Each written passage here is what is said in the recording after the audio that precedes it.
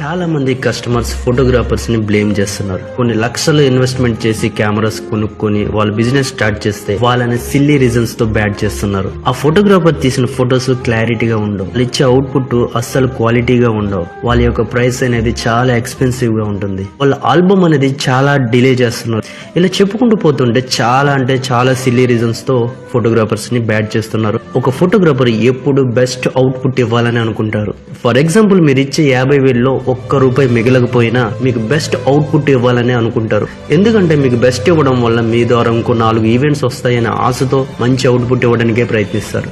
Album delivery అనేది చాలా delay చేస్తున్నారు అంటుంటారు. అసలు చెప్పాలంటే మీ ఆల్బమ్ ఫోటోగ్రాఫర్కి ఏం పని? వాళ్ళు మీ ఆల్బమ్ దాచుకుంటే వాళ్ళకి ఏమొస్తుంది? మీ పక్కింటి వాళ్ళు మీ ఆల్బమ్ ఇంకా రాలేదా అనగానే సింపుల్ గా ఫోటోగ్రాఫర్ తీసుకురాలేదని ఫోటోగ్రాఫర్ మీద నెట్టేస్తారు.